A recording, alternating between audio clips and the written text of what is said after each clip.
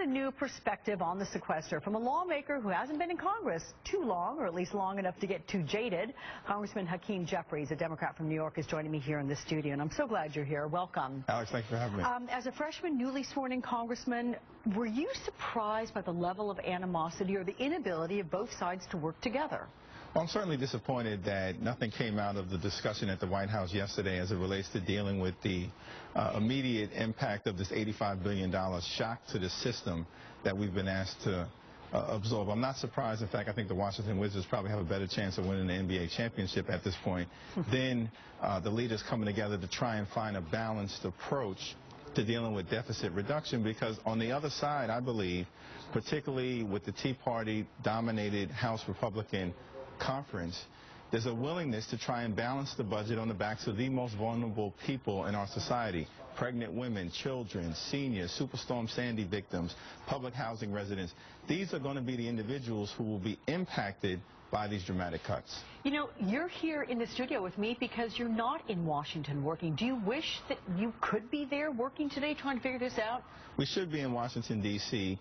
trying to work this out so that we can blunt the impact of what will be initially a slow burn. But over time, these cuts are going to sear. They're going to be very hot in their impact on a lot of individuals. I get the chance earlier today to spend some time with public housing residents from throughout the district that I represent. What are they telling you?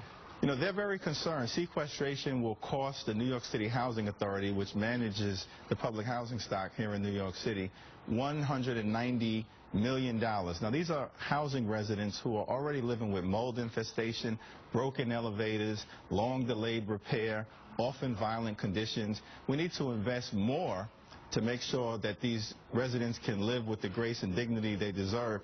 They're forced to absorb cuts that's going to make their quality of life worse than it is right now. There are those, though, who say this is just a small minority of people who will be directly affected. How do you respond to that? Well, that's not accurate. $2.5 billion in Superstorm Sandy aid will be cut. The district that I represent, which includes neighborhoods like Coney Island and Seagate and Brighton Beach, were devastated.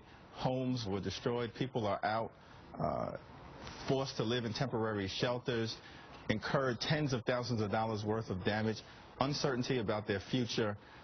We already had to confront the possibility that they wouldn't get the aid that they were owed as it relates to what's necessary to rebuild. We thought we got over that hurdle, but now we confront sequestration. $2.5 billion will be impacted. And in your area, if I'm not mistaken, you've got LaGuardia and JFK as well. So you heard Ray LaHood, the Transportation Secretary, saying that this is going to have a huge problem. We're going to have delays and all sorts of issues. Talk about that. What are people saying about that? Yeah, the district I represent is immediately adjacent to JFK. Air travel is important to our commerce, to our ability to move forward, related to the economy, as well as keep social family ties together, education of our children across the country.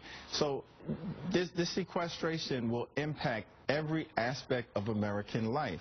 It will begin slowly, as the president has indicated, but sooner or later people will begin to feel the pain. We shouldn't wait till the pain has set in before the Congress can come together and find a balanced approach to move things forward. All right, well, New York new Representative Hakeem Jeffries, thank you so much, and we'll hope you're able to get back there and do some good for the country. Thank you for having me.